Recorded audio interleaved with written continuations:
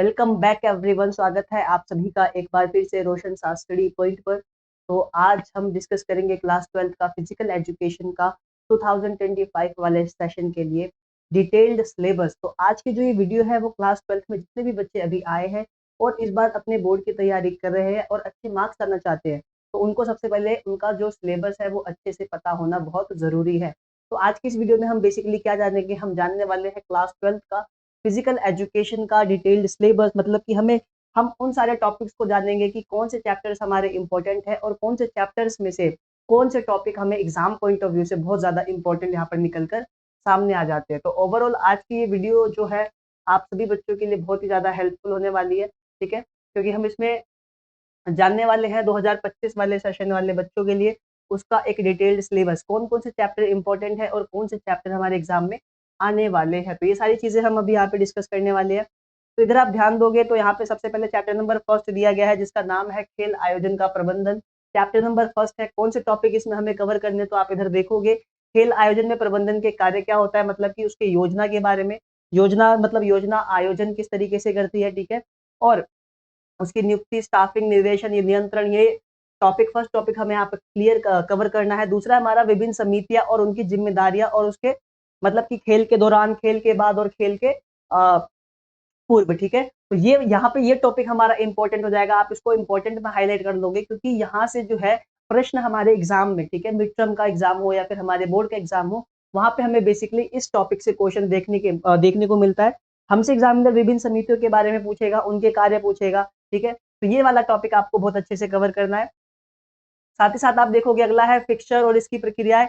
Knockout के बारे में हम यहाँ पे पढ़ेंगे कि नॉकआउट होता क्या है, किस तरीके से नॉकआउट दिया जाता है टीमों को, बाय की सीडिंग, बाय की जो पद्धति है, ठीक है, बाय का जो प्रोसेस है वो क्या होता है, हमें यहाँ पे ये चीज यहाँ पे जानना है। सीडिंग देखेंगे, लीग टूर्नामेंट के बारे में पढ़ेंगे कि लीग कितने प्रकार का होता है, ठीक है, चक्रीय नुमा किस तरीके का होता है, सारणीबद्ध किस तरीके का होता है। तो ये सारी चीजें हमें यहाँ पर चैप्टर नंबर फर्स्ट में कवर करना है। उसके बाद इसी के अंदर हम चैप्टर नंबर फर्स्ट में एक टॉपिक और कवर करेंगे जो कि है हमारा इंट्राम्यूरल और एक्स्ट्राम्यूरल टूर्नामेंट, ठीक है। इंट्राम्यूरल टूर्नामेंट कहाँ कराए जाते हैं, एक्स्ट्राम्यूरल का क्या अर्थ होता है, बेसिकली ये टॉपिक भी हमारा यहाँ पे इस चैप्टर से इंपॉर्टेंट हो जाता है। तो ओवरऑल हमारे चैप्टर नंबर फर्स्ट से 2-3 टॉपिक ऐसे हैं जो कि एग्जाम में हमसे पूछे जाते हैं और एग्जाम के नजरिए से बहुत ज्यादा इंपॉर्टेंट हो जाते हैं।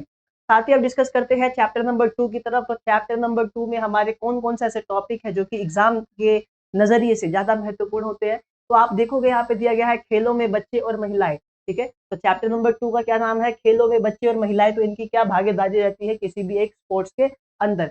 यहाँ पे हम टॉपिक देख लेते हैं। तो यहाँ पे देखो दिया गया है कि विभिन्न आयु समूह के लिए WHO के लिए दिशा निर्देशों का पालन, ठीक है, वर्ल्ड हेल्थ ऑर्गेनाइजेशन की तरफ से कुछ दिशा निर्देश है, उनको पालन करने के तरीके यहाँ पे बताए गए हैं विभिन्न आयु वाले वर्गों के लिए। साथ ही साथ हम यहाँ पे देखेंगे कि सामान्य आसन विकृतियां, इसको आप इंपॉर्टेंट में हाईलाइट करो इस चैप्टर से, ठीक है, जैसे कि हमारा घुटने टकराना हो गया, नॉक नी होता है, चपटे पैर, फ्लैट फुट, गोल कंधे, तो इन सारी चीजों के बारे में हमें यहाँ पे पढ़ना है। साथ ही साथ हम पढ़ेंगे खेलों में महिलाओं की भागीदारी, ठीक है, कि खेलों में महिलाओं की भागीदारी किस तरीके से बढ़ती जा रही है, पहले कैसी थी, अभी क्या है, वर्तमान में और भविष्य में किस तरीके से होने वाली है। हमें ओवरऑल इस टॉपिक को बहुत अच्छे से कवर करना है, तो इसको भी आप इंपॉर्टेंट में हाईलाइट कर सकते हो, ठीक है। इसके बाद हम इसी चैप्टर में सबसे मेन टॉपिक, जो इंपॉर्टेंट टॉपिक हमारा निकल कर सामने आता है, वो है हमारा प्रथम रजो दर्शन के बारे में, ठीक है।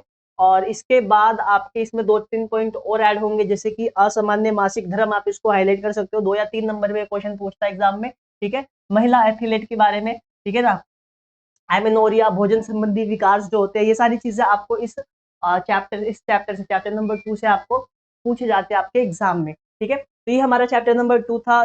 थर्ड की बात करते हैं, चैप्टर थर्ड की। तो चैप्टर थर्ड का नाम है जीवन शैली रोग के लिए निवारक उपाय के रूप में योग, ठीक है। तो हमें विभिन्न प्रकार के जो रोग हो जाते हैं उन रोगों को दूर करने के लिए हमारा जो योग है, ठीक है, हमारा योगा किस तरीके से हमारे उस रोगों को दूर करने के लिए हमारी सहायता करता है। तो बेसिकली इस चैप्टर के अंदर हम कुछ रोगों के बारे में पढ़ेंगे और उन रोगों को, ठीक है, योग किस तरीके से दूर करता है, तो ये सारी चीजें हमें यहाँ पे ध्यान में रखना है, ठीक है। जैसे कि आप देखोगे सबसे पहला टॉपिक है हमारा मोटापा, दूसरा है हमारा मधुमेह, तीसरा है हमारा अस्थमा, उसके बाद है हमारा हाई ब्लड प्रेशर यानी कि उच्च रक्तचाप। तो ये 3-4 टॉपिक्स ऐसे हैं जो बीमारी है जिसको योग किस तरीके से दूर करता है, हम उसको बेसिकली बहुत अच्छे तरीके से जानने की कोशिश करेंगे। ठीक है, अगला है हमारा चैप्टर नंबर 4 CWSN के लिए शारीरिक शिक्षा और खेल। ठीक है, CWSN के लिए शारीरिक शिक्षा और खेल विशेष आवश्यकताओं वाले बच्चों, यानी कि जो दिव्यांग बच्चे होते हैं, ठीक है,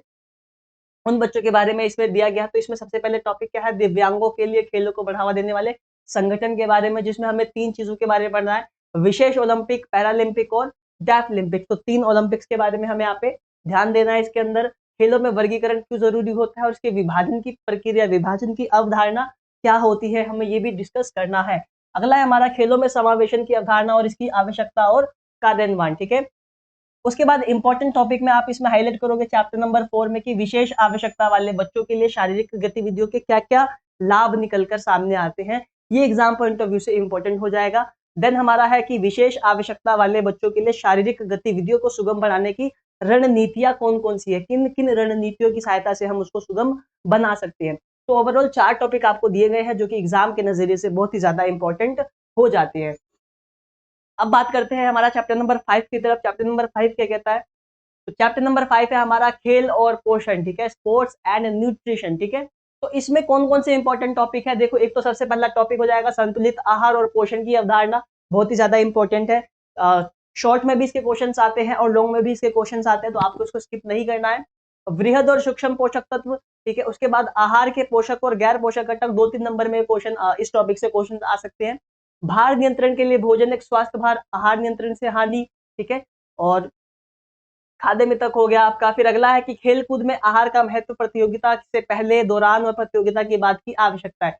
इसको इंपॉर्टेंट में हाईलाइट कर लो, यहाँ से क्वेश्चंस आपके एग्जाम में आ सकते हैं। तो ये चैप्टर नंबर 1 से लेकर 5 तक अगर आप देखोगे तो ये आपका मिड टर्म तक का सिलेबस था, कितने मिड टर्म का सिलेबस था। ठीक है, जिसको कब तक कवर कराना है, तो 6 9 2025 तक आपको पूरा इसको सिलेबस को कवर करना है, चैप्टर नंबर 1 से लेकर 5 तक। ठीक है, तो ये आपका मिड टर्म तक का सिलेबस था और आगे भी चैप्टर्स के मैं आपको नाम बता देता हूँ जो कि आपको पढ़ने हैं, जो आपको ओवरऑल प्री बोर्ड और बोर्ड में हेल्प करने वाले हैं। जैसे कि चैप्टर नंबर 6 हो गया हमारा खेलों में परीक्षण और मापन। ठीक है, ये हमारा इंपॉर्टेंट चैप्टर हो सकता है, चैप्टर नंबर 6, जिसमें हम फिटनेस टेस्ट के बारे में बात करेंगे। ठीक है, साथ ही साथ आप देखोगे 7 में शरीर क्रिया और विज्ञान खेल चोट। ठीक है, तो हमारी जो शरीर क्रिया के विज्ञान के से संबंधित कुछ टॉपिक्स हमें कवर करने हैं। साथ ही साथ हमें खेल के दौरान कौन कौन सी चोट लगती है, जैसे कि मोच आ जाना, हाथों में चीरा लग जाना, ठीक है, छिल जाना किसी घर्षण के कारण। तो ऐसे विभिन्न चोट है जो हम खेल चोटों के अंदर पढ़ेंगे। ठीक है, साथ ही साथ 8वां चैप्टर हमारा निकलता है जीव यांत्रिकी और खेल। ठीक है, बायोमैकेनिक्स और स्पोर्ट्स हम जिसको बोलते हैं। तो यहाँ से भी टॉपिक्स आपके आते हैं जिसमें हम न्यूटन के जो तीनों लॉ ऑफ मोशंस है, ठीक है, गति के जितने भी नियम है उसको हम पढ़ेंगे। अगला है हमारा साइकोलॉजी एंड स्पोर्ट्स। ठीक है, मनोविज्ञान और खेल, ये भी हमारा इंपॉर्टेंट हो जाता है। और अंत में आता है हमारा चैप्टर नंबर 10, यानी कि खेलों में प्रशिक्षण। खेलों में प्रशिक्षण क्यों जरूरी है, हम क्यों ऑर्गेनाइज करवाते हैं, ये सारे टॉपिक्स आपको इसमें कवर करने हैं। ठीक है, तो ओवरऑल जो है ये क्लास 12 वाले बच्चों के लिए डिटेल्ड सिलेबस था कि उनको अभी हम फोकस करेंगे मिड टर्म के ऊपर कि 1 से लेकर 5 चैप्टर को हम किस तरीके से मजबूत कर सकते हैं। और जितने बच्चे इस चैनल पर नए हैं वो चैनल को सब्सक्राइब कर दे और हमारे साथ जुड़ जाए, क्योंकि आपको इस चैनल पे फिजिकल एजुकेशन के हिंदी मीडियम के नोट्स बिल्कुल फ्री में प्रोवाइड होने वाले हैं। और मैं उम्मीद करता हूँ आपको सारा जो सिलेबस है वो अच्छे से समझ में आ गया होगा। मिलते हैं हम लोग बिल्कुल नए फर्स्ट चैप्टर के साथ बहुत ही जल्द, तब तक के लिए आप सभी को बेस्ट ऑफ लक।